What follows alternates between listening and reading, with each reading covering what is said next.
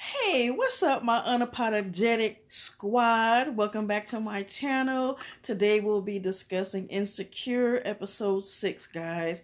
OMG. Wasn't this episode heart pulling? Like, it just literally tugged on my heart, guys. Like, I truly felt bad for Issa in this episode. I really just could feel everything that she was going through.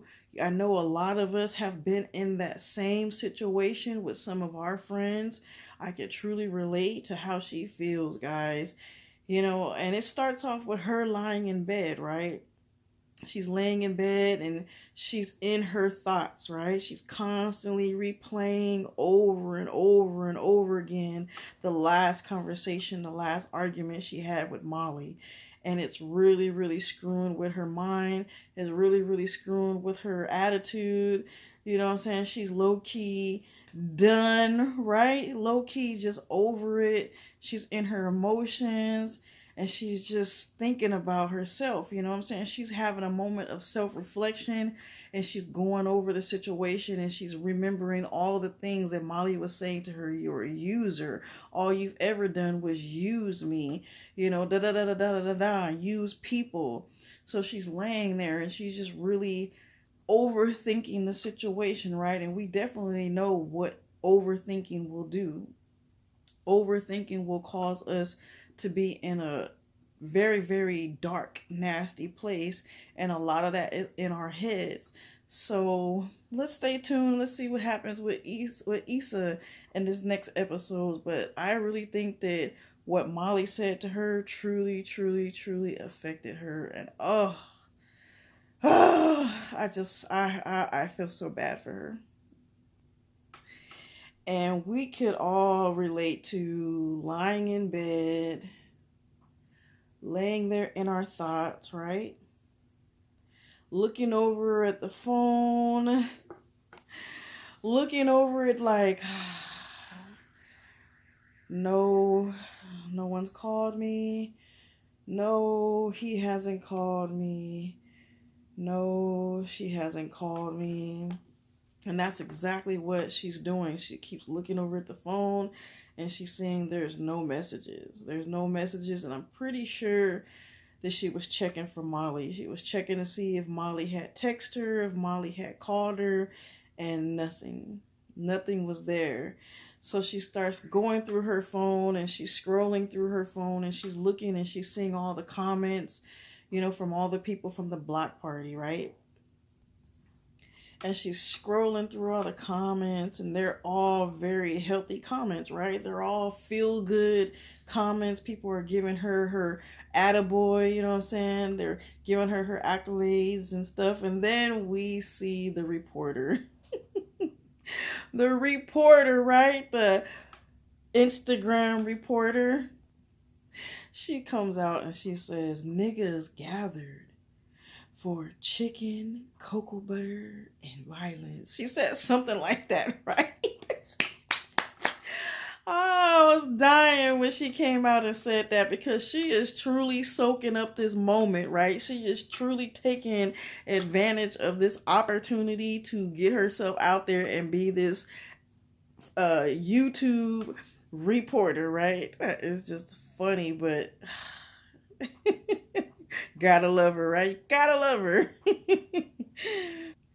So it begins to roll into everyone who's calling. She's checking the messages and everybody's calling her and leaving voicemails and they're checking on her because they were all there and they all saw what happened with Molly. Of course, when everything goes to hell and when anything goes bad, it seems like there's always an audience of people there to capture it, right?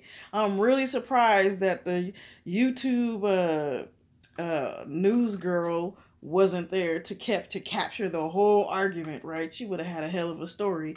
But they're all calling in, what's his name? Amal's calling her. He's checking on her, you know what I'm saying? And you got Kelly calling her and checking on her, and you've got the planner girl, her block party planner, calling and checking on her, and everybody's checking on her because they know the situation was ugly. They know that the situation turned bad. It's such a great event. Always got to have a freaking effed up ending, right? It just sucked. But Molly freaking took all that. Everything that happened great in that day, Molly ended it with a fucking bang. So it goes on to show Issa in the mirror with herself, right?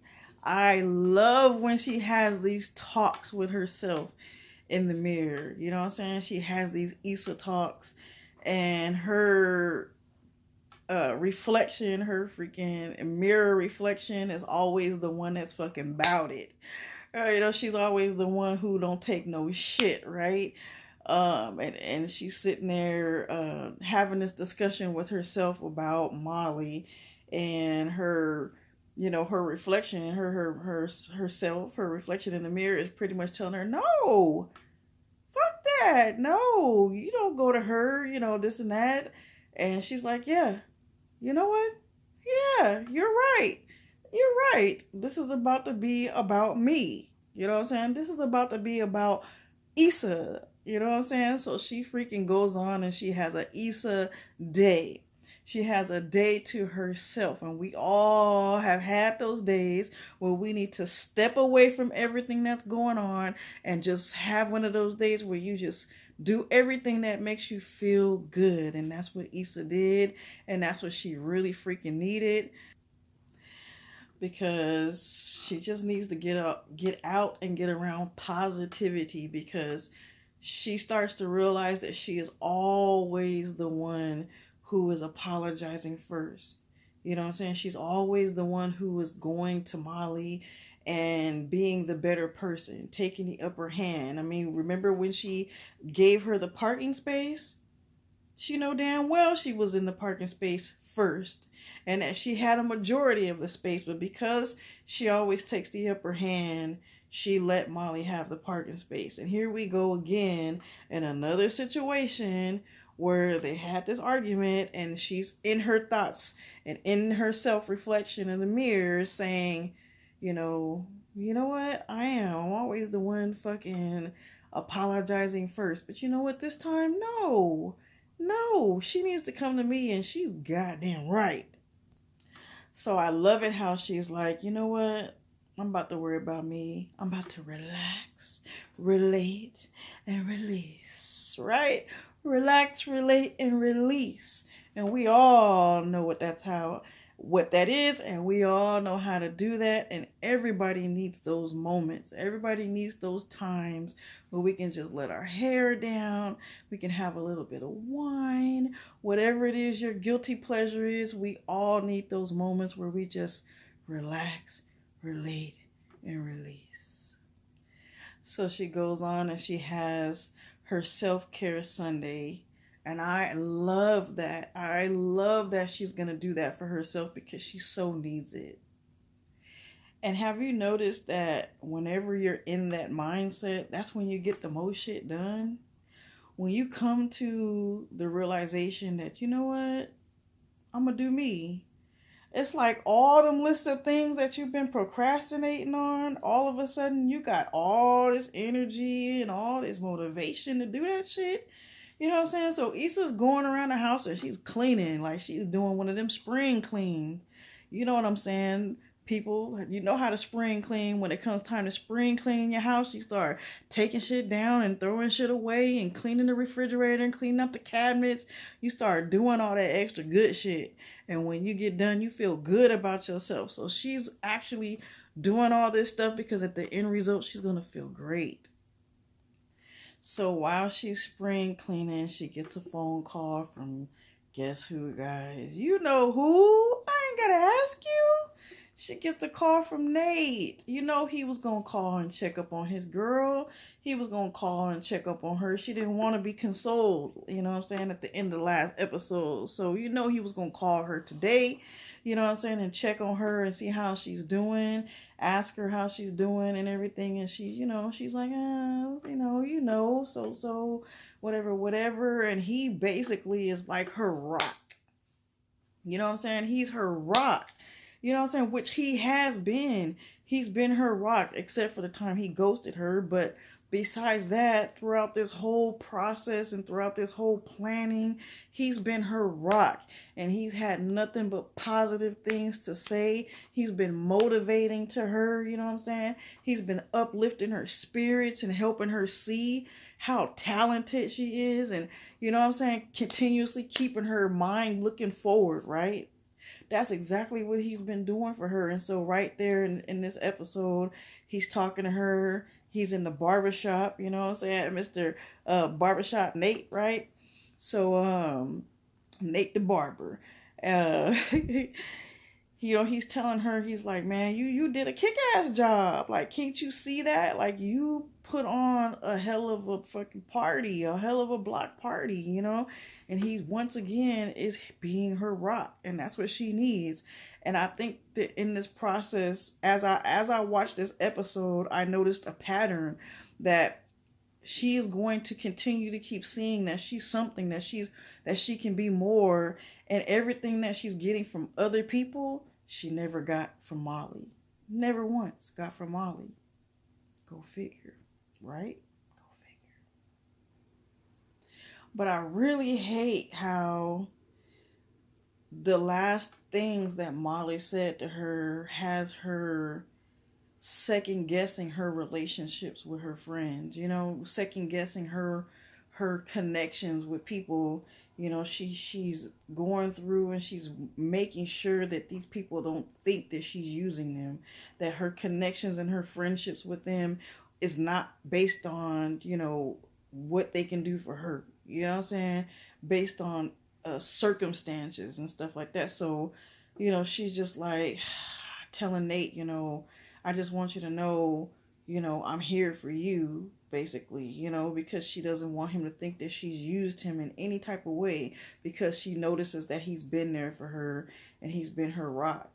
But, you know, I just hate that she feels like that. That's a sucky place to be. That is a sucky ass place to be. So it goes on to show Molly in the grocery store, and I'm sorry, I said Molly. It goes on to see Issa in the grocery store, and she's buying some wine, right? And she sees this young lady in the store who's struggling. She's pregnant. She's got a huge freaking belly. God dang it, her belly was huge. And she's going there around and she's asking people in the line, like, could you help me pay for my groceries? You know, could you just help us? And she's referring to her and the child. And we've all been there before. We've all been in situations like that where we've heard people begging, you know, for food, begging for money. And our inner self wants to help, you know what I'm saying? But, you know, we've got that little, you know, person on the shoulder who's saying yes, and then you got the other one on the shoulder saying, don't be no fool, right? So I like how Issa looks up into the mirror and she sees her reflection again, and her reflection's like, don't do it. Don't do it. But because she's second guessing herself again, because she's allowing the whole conversation with Molly and her always using people, and she looks at this situation and she's trying to give back. So she tells the young lady, hey, I got you, you know, I got you. So, you know, what's the first thing that always come out of their mouth? I don't know why, but every time you say, you know, I'm going to help you, give your money out to somebody, whatever, the first thing they do is they, oh, God bless you. You know, they come with some type of a thank you, you know what I mean? And then they're staring a hole upside your head, right? They just stare at you, and they always come with a compliment about something about your physique, right? Your eyes, your face, your hair, your whatever. They're always going to compliment you on something. It's almost like I can't give you money. I can't show my appreciation any other way. So I'm going to compliment you on, you know, your outer appearance, you know, and that's going to kind of like dull the moment, or kind of like take the heat off of the moment that you're helping me in this situation. So, you know, it goes on to Molly's trying to help this young lady, and she goes to pay for it, and it's like $100 and some, and she's like, whoa, Well, whoa, what does she have in this basket? You know what I'm saying? It's costing her $100 and some dollars. All I got is some wine. So she's swiping her card, she's trying to swipe her card and the shit's coming up like, no funds, right? We've all been there before. That shit's hella embarrassing, right? So she's like, oh, let me try it again. Bing, bing. No good, So she's like, the cashier, the lady at the cash register's like, oh, here we go, here we go again. She's like, oh, let me try another card. And the girl's like, it's not going to work either. So she's just like, fling, fling. And the thing's like, no good. No good again. So after she's had her card declined so many times, the young lady says, it's okay, God bless you. The gift that you've given me today is perspective. I would have been like, B? What you mean? What? Oh my God, I would have been pissed off. That shit would have made me mad. You know what I'm saying? I would have been big mad. Shit. Oh my gosh. Like, the comedy in this show just cracks me up, man. Issa is great at what she does, man. Her writing skills is impeccable. She is great. But I just found that to be hilarious. So she goes on to pay for the wine, right? She got enough for that. So she pays for her little wine and she is like, deuces.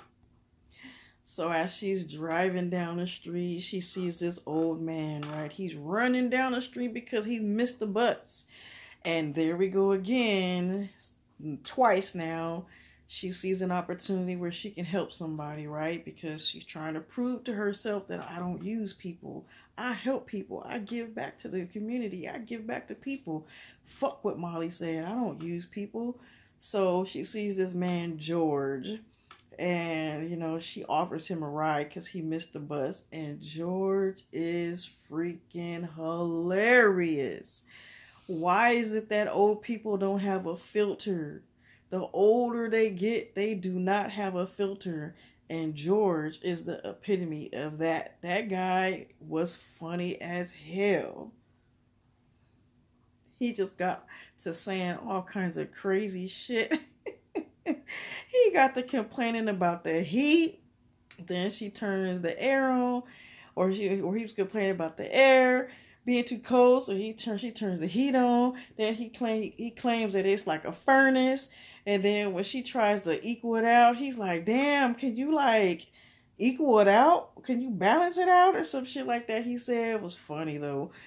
So finally she's like, is that okay? And he's like, dang, give me a minute. Like, dude, obviously in this scenario, he got some issues up here, right? Like the lights is on, but ain't nobody home.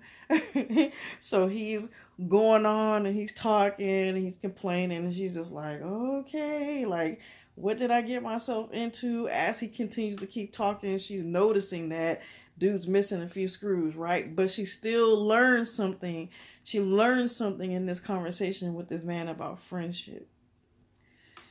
And he begins to tell her a story about his friends, you know what I'm saying? He's reminiscing back when him and a few of his partners used to hang out. And he's telling her how this one went here and this one went there. And they're all split up. And he goes on to tell her, like, I should have seen the signs. Because, there's always a sign. And, Issa's like in her head, like, yeah, you're right. Like, the light bulb went in her head, like, you know what? He's making sense. As crazy as this old ass man is, you know what I'm saying? He's making sense right now. And she's just like, okay. But the funniest part to me is when George is getting out the car and he's like, I thank you for giving me a ride. I really appreciate you. And he calls her Ice. He calls her Ice. And she's just like, okay. Old people, man, they be getting away with some shit, man. They be getting away with some shit. So Issa's like looking at her time and she's like, oh shit, I'm late, right? So we're all sitting back trying to figure out what is she late for. And comes to find out, she's going to the paint and sip. She done signed up to go to a paint and sip. And for anybody who's ever been to a painting sip, You already know that shit is bomb. I went to my first paint and sip and I didn't know what to expect. As you can see, guys, right behind me, this is a photo from a paint and sip that I went to. My very first time going to a paint and sip, and this is what I produced. This is what I produced, guys. Amazing, right? You come out of these paint and sips realizing that you got some damn talent. And you did it all tipsy. How the hell did that happen? So anyways, Issa's there, you know what I'm saying? And she asked this table full of women, hey, is it okay if I can sit here? And they're like, yeah. And their vibe and their energy and everything was all upbeat and positive because one of the girls was there to celebrate her bachelorette, you know, her bachelorette party or something like that. She's getting married, right? And so, you know, they're just juiced up, right? And one of the girls is like, makes a comment about, oh, you forgot to furnish, you don't have nothing to drink, blah, blah, blah. And Issa's like, hey, I got this wine. I got this big ass wine. You want some of this? It was like a gallon of wine. And I think I even had that wine before. And it is bomb. It's good as hell. It's cheap. You can get it at Food for Less for like $9.99. Them cheap wines is good as hell. So anyway, she said, I have this wine. If you guys want some, you're more than welcome to have some. And of course, ain't nobody turning down wine. I'm sorry, unless you're just not a drinker. But they wanted the wine. These girls want to turn up. So she starts pouring all of them the wine and stuff like that. They're all laughing, having a good ass time and everything. And she's feeling good, right? Because she's getting all that positive energy from these women. And that's what she needs, right? Because she's been sitting and dwelling in her thoughts throughout this whole show. And so she gets around these women and she's just like soaking it all in, right? This is what she's needed. She's needed to get out. Just get out and about and just live life and enjoy herself. And so she's having a good time with these women. And it starts getting towards the end of it. They're cracking jokes about each other's photos, you know, each other's pictures, because there are some people who just can't get it. And that's the fun part about going to a paint and sip is they present to you the photo, you build and you build and you build, and everybody's perspective of the painting is different. So everybody's paintings come out looking different. And that's the funny part about it, especially if you've been drinking. The shit's just funny. So they laughing about how one of the girls' paintings look like dicks. And they supposed to be cactuses. So, you know, everybody's having a good time. She's enjoying herself with these girls. These girls are enjoying her. So you see them walking out of the paint and sip, and they're on their journey. They're getting ready to go party. And they're like, hey, well, you know, why don't you come with us? We're going right down the street to the bar. Why don't you come with us? And, you know, she thinks about it. She's like, shit, I ain't got nothing else to do. Why not? I have absolutely nothing else to do. So she says, yeah, I'll go. So she goes to the bar with these girls, right? They're drinking. They're continuously drinking, having a good time. They are running up this tab, right? This tab is a mile long. They having a good time. They're asking each other, well, what do you do? Because these girls are not from the city. They're there solely just to party. And Issa's from the city. So she's giving her the up and up. They're asking her what does she do for a living. She's telling them, you know, I'm a planner. You know, she's really juicing her you know, herself up about what she does. And the girls are just eating it up. And I kind of had a feeling that these girls were kind of overly juicing her up. That maybe they had a motive behind what they were doing, but they were extra juicing her up, and she was loving it. She was just like, yeah. And they were like, you sound like you the plug. And she's like, I am the plug. You know what I mean? So it was funny, you know what I'm saying? It was cute. And so, you know what happens when you drink too much? Girls got to go to the bathroom. Guys always got to go to the bathroom when they drink. So one of the girls is like, I got to go to the bathroom. I'll be right back. And Issa's like, I'll go with you too, because that's what us girls do. We always go to the bathroom in twos, right? So they go to the bathroom. and they're sitting there in the stall, and Issa's sitting there telling one of the girls, yeah girl, talking to her, and the girl's like, hey, we can find some niggas, like where can we find some city boys, like, and she's like, oh, giving her the rundown, you can go here, you can go there, you can look at this and look at that, and go to this city and go to that place, and you'll find this one and this kind and that flavor and that color and that height, and but she's just giving her the rundown, right?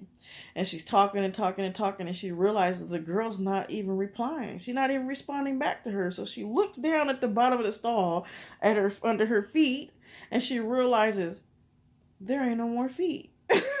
She realized under the stall, like, wait a minute, this bitch didn't disappear on me. This bitch didn't just ghosted me. Like, she just pulled a Houdini on me. Like, she's gone. Like, gone, right? So she walks out the stall, nobody's there. She walks back into the bar. She noticed the whole table of women are gone. The whole group has disappeared on her. You know what I'm saying? And she's looking at the table, and she's like, damn. And she notices the itinerary that one of the girls leaves there. The shit that they had planned to do for the night, right? Because they're doing their bachelorette, party deal, right? So she's like, damn, she's thinking, I can't believe these women just, like, pretty much used her. They just used me, right? And so the lady, one of the waiters who works in there is like, hey, this is for you whenever you're ready. And it's the tab, and the tab is like a mile long and shit. So now she's pissed. Wouldn't you be pissed? I don't know about you guys, but that would piss me off if I had to pay for all of that. And I know that I didn't accumulate all this shit. I'm not paying for no grown ass women's drinks. Like, I would be pissed if that was me. So she was pissed, right? So you start to kind of see her driving. She's driving and she's looking for these girls. She hops in her car. She's like, she like speeds off looking for these heifers. And for a split second, they give us this image like she's like really down for this shit. Like, she's really about to throw these bows. She about to fucking knock a beat out. You know what I'm saying? So you see her, she spots them and she runs up to them, and she has her painting in her hand, and she's just like, bow. You know what I'm saying? Bow, bow, bow. She like bust the girl upside her head, and she's like, how about that? City boy that. You know what I'm saying? She talking hella shit, and the girl's just like, oh my God. They're having a fit and everything, and she's like, and that. Like, it's comical. Like, she's like, and this and that. Like, Issa talking hella shit, right? And the whole time this whole situation's going on, she's in her thoughts. She's sitting in her car thinking about what she would have done, what she wants to do, but she didn't do that.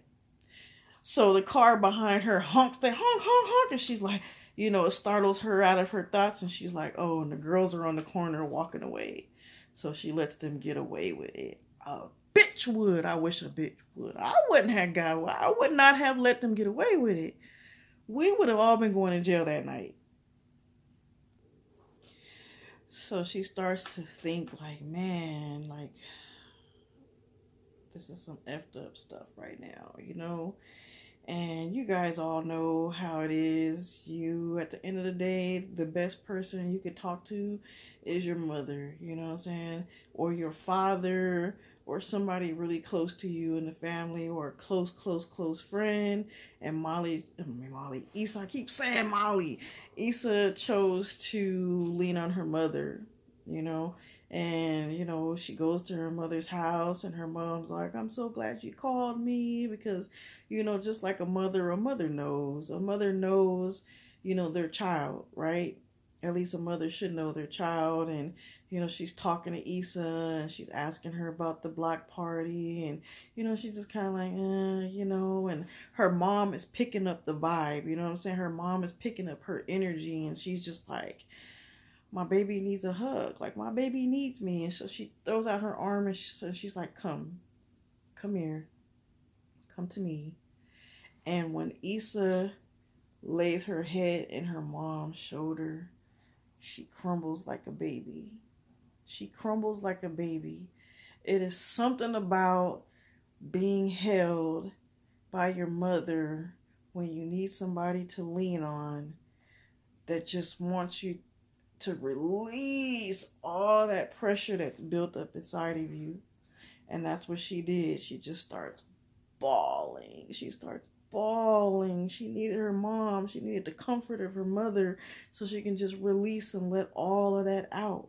Let all of that built up frustration and hurt and anger, just let it all out, right? Poor baby.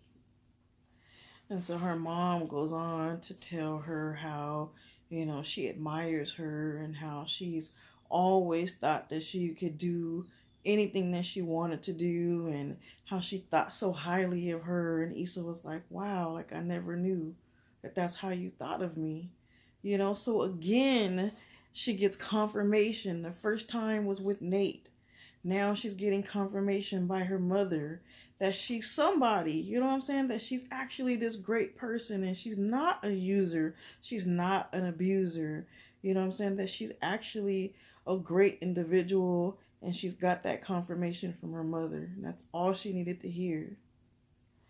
So then she starts to have this conversation on the phone with Kelly. And Kelly's kind of trying to bring it all back into realization about her friendship with Molly, right? Kelly is another middle piece in the puzzle. So she's just like, oh my gosh, she's calling her. She's like, man, why don't you just reach out to Molly? Why don't you just call her? And Issa's just like, man, I hope you're giving Molly the same energy. I hope that you reaching out to her and telling her the same thing because I really don't want to do it. And this time I'm really just kind of like, I'm not going to be the one to reach out to her first. I'm not going to be the one to apologize to her. And, Kelly's telling her, well, when me and Tiffany had a falling out and we sat on it too long, it almost ruined us. And so, that's kind of one of them things like she has to think about, like, is this going to be the end for Issa and Molly? What do you guys think? Comment down in the comment section. You guys tell me what you guys think about this. Is this the last episode that we're going to see Molly and Issa together chumming it up, like old buddies, old friends?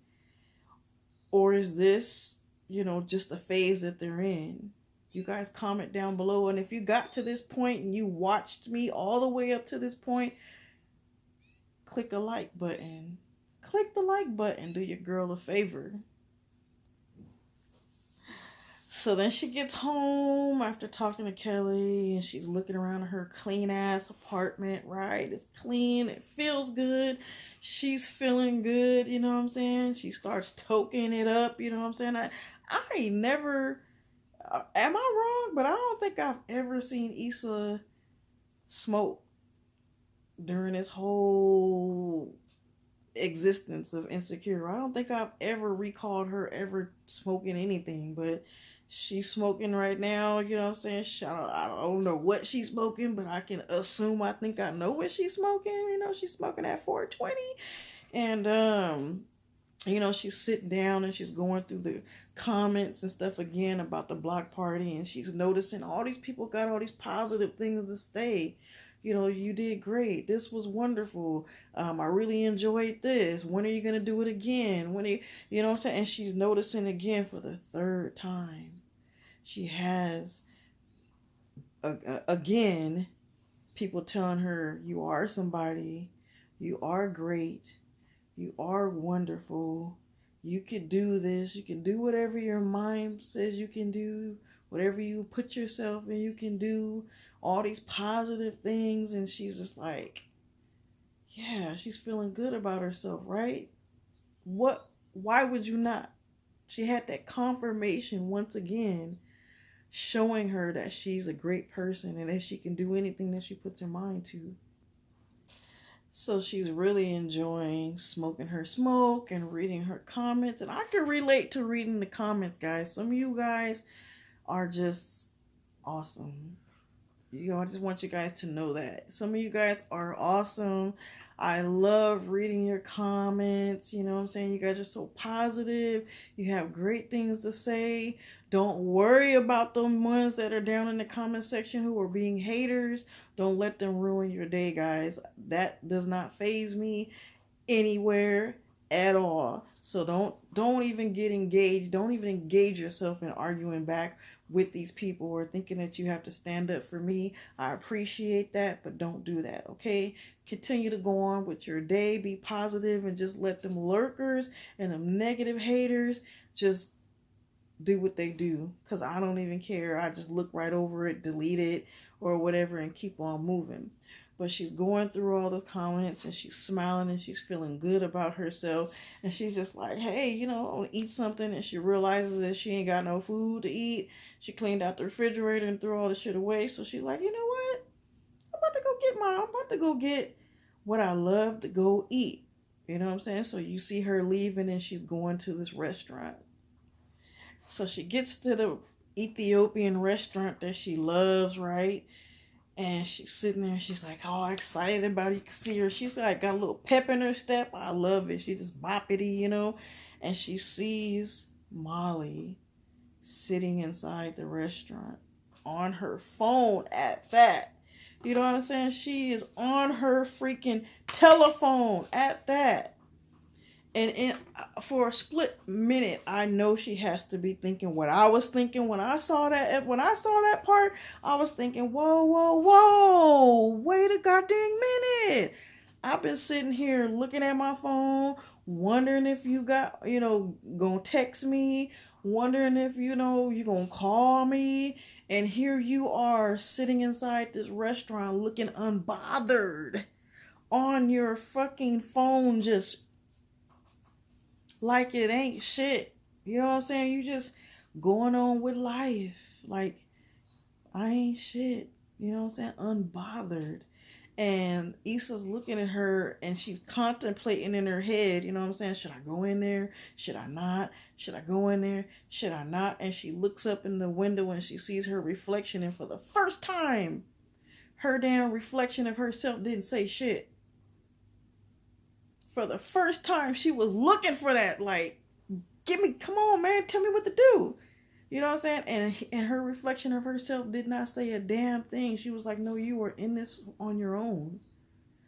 And she stood up for herself and she turned around and she walked away. I don't know about you guys, but that was probably the best decision she could have made, because right at that moment she realized, I'm not going to continue to keep chasing Molly. She's shown me right now she ain't even fazed by what's going on. I've been sitting here in my thoughts, you know what I'm saying? I've been going through these emotions, you know what I'm saying? And I've been constantly checking my phone to see if she's texted me, if she's gonna call me. I done went and talked to all these friends, asking me how I'm doing. I done cried on my mama's shoulder. I done went through all of these emotions because of you, and you're sitting there unbothered.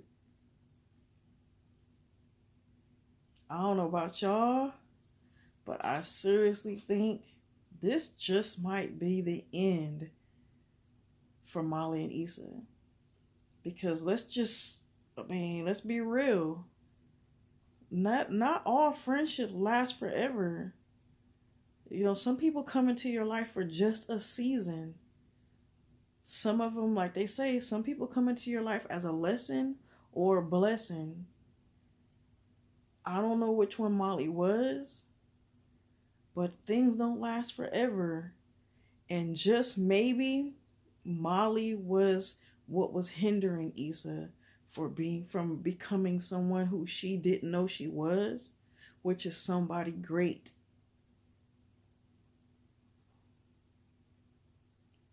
There you got it. There it is. So, I don't know about you guys, but I would love to hear what you guys have to say about this episode in the comment section. Because as you guys have already saw the premiere for the next episode, Molly and Andrew are about to be in Mexico doing their own thing.